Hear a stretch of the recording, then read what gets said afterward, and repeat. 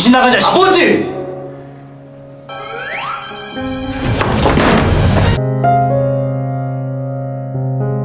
Setelah kejadian malam itu, Mirei bekerja seperti biasa. Ia melihat keramaian yang terjadi di dalam supermarket J Plus dan mengira sedang ada acara. Rupanya, keramaian itu disebabkan oleh kehadiran Nam Taepyeong yang memang jadi incaran para pembeli wanita karena ketampanannya.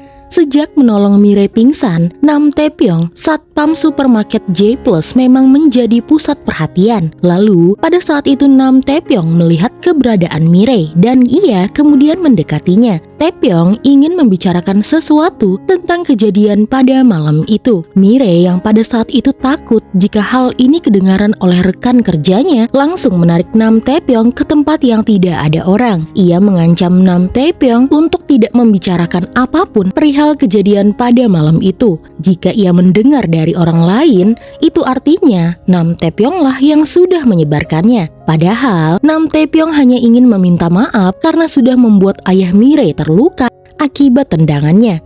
Tapi menurut Mirei, hal tersebut tidak masalah. Justru ia merasa puas. 속 시원? Malam itu, setelah pulang bekerja, Mirei terkejut jika ibunya memilih untuk tetap tinggal di villa ini. Hal ini karena ibunya memikirkan jika mereka tetap tinggal di sini, maka mereka bisa menghemat biaya sewa yang setahunnya mencapai 10 juta. Mereka bisa menabung dan setelah uangnya terkumpul, baru mereka mencari rumah yang lebih layak. Mirei kesal karena ibunya termakan rayuan dari ayahnya. Ia meyakinkan ibunya jika itu artinya mereka akan tinggal di gedung yang sama dengan ayahnya. Tapi ibunya tidak peduli, ia bisa pura-pura tidak mengenal Byeon Mujin. Dan lagi pula, mereka duluan yang tinggal di villa ini. Lalu mengapa harus mereka yang pindah? Setelah mendengar keputusan ibunya, Mirei lalu pergi ke unit ayahnya. Mujin tahu kedatangan Mirei kemari pasti karena Eon setuju untuk tetap tinggal di villa ini. Mirei berkata, jika ayahnya kemari hanya ingin memamerkan hartanya, sebaiknya beri mereka uang saja. Lagi pula sewaktu bercerai dengan ibunya, ayahnya sama sekali tidak memberikan nafkah kepada mereka. Mujin lalu mengungkapkan jika ia ingin rujuk. Ia ingin kembali hidup bersama. Mirei tentu tidak setuju, tapi Mujin tetap bersikeras melakukannya. Bahkan ia membuat perjanjian kepada putrinya itu. Jika dalam waktu 4 minggu ia tidak berhasil rujuk dengan Eon, maka ia akan memberikan villa family ini kepada Mirei. Namun jika berhasil, itu artinya Mirei dan Hyunjae akan ikut tinggal bersamanya. 이거 법적 효력 있는 거 아시죠? Pagi harinya, Mirei bertemu dengan ayahnya yang menunjukkan jika perjanjian mereka sudah disahkan oleh notaris, yang artinya Mujin bersungguh-sungguh. Sementara Mirei terlihat tidak peduli dan ia tetap memberikan biaya sewa unit mereka kepada ayahnya. Ia tetap tidak peduli kepada Mujin karena dari dulu sampai sekarang yang Mirei mau dari Mujin adalah pergi menjauh dari keluarganya. Lalu setelah itu, ia pergi bekerja dan melihat Nam Taepyeong sedang membeli coklat panas. Ia pun ikut memesan americano ukuran besar sampai-sampai membuat Nam Taepyeong terkejut dengan jumlah kafein yang Mirei minum. Hari itu, Mirei berkata akan mentraktir Nam Taepyeong setiap harinya sebagai ganti biaya rumah sakitnya dan juga biaya tutup mulut. 당분간 이렇게 마주칠 때마다 제가 살게요. Sementara itu, di villa ada penghuni Pak Tua bernama Pak Choi. Sebenarnya, di malam sebelum pemilik sewa itu tewas terbakar, ia melihat keberadaan Mujin bersama pemilik villa sebelumnya. Ia pun jadi takut saat bertemu dengan Mujin. Ia berusaha memberitahukan kepada Pak Jang, tapi tiba-tiba Mujin menemui Pak Jang. Lantas, Pak Choi langsung kabur dan memilih untuk bersembunyi. Keesokan harinya, ia lalu menceritakan kecurigaannya kepada penghuni yang lain. Dan hal tersebut membuat penghuni lain ikut merasa curiga. Pak Lee yang sedari awal membuat teori jika memang Mujinlah yang membuat pemilik villa sebelumnya tewas, semakin yakin dengan kata-katanya. Belum lagi, mereka pernah melihat tato di tangan Mujin. Tato itu mirip sekali dengan tato-tato pada tubuh gangster. Dan penghuni yang lain juga pernah melihat Mujin keluar dari kantor polisi. Mereka pun yakin jika sebenarnya Eon pun bersekongkol dengan Mujin karena mereka pernah menjadi satu keluarga dan mereka harus menghindari keluarga pembunuh itu. 본 게 몇 년인데 그런 사람 아니여. 아유.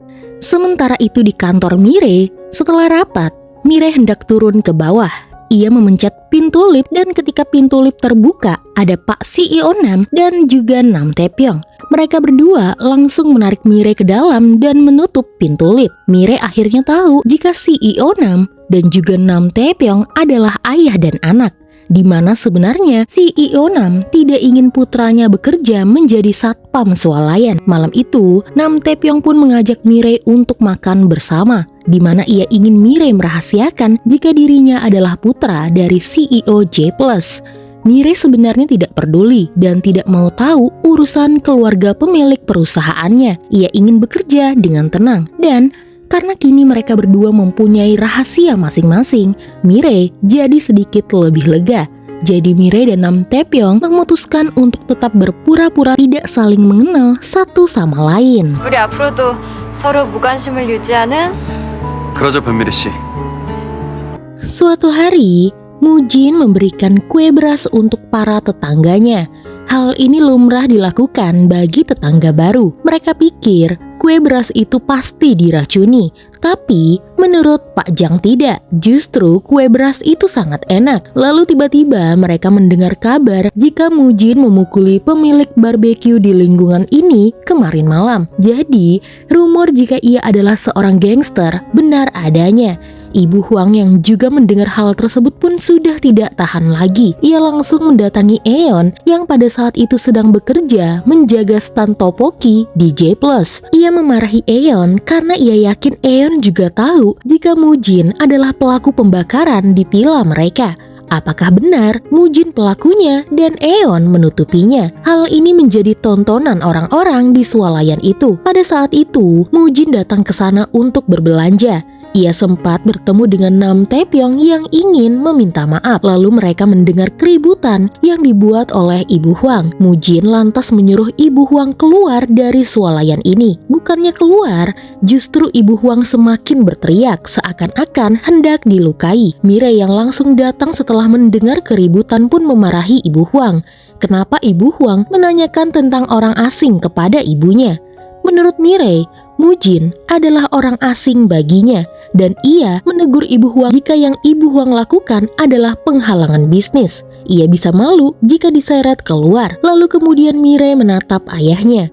Ia tidak percaya lagi-lagi ayahnya itu membuat kekacauan yang mempermalukan ibunya.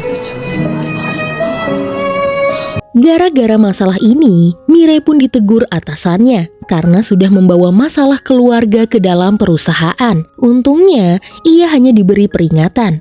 Pada saat pulang ke rumah, Pak Lee dan juga istrinya malah bertanya lagi kepada Eon dan juga Mirei jika mereka ingin tahu apa yang sebenarnya terjadi. Benarkah Mujin pelaku pembakaran tersebut? Eon pun jadi kesal dan langsung memarahi mereka berdua. Seharusnya mereka tanya langsung kepada pemilik baru itu, bukan malah kepadanya. Eon tahu mereka hanya takut kepada Mujin, makanya semua orang melimpahkan kesalahan kepadanya. Melihat banyaknya kejadian hari ini membuat Mirei menjadi tidak peduli lagi dengan perjanjian di antara dirinya dan juga ayahnya. Yang Mirei mau adalah Mujin segera pergi dari tempat ini.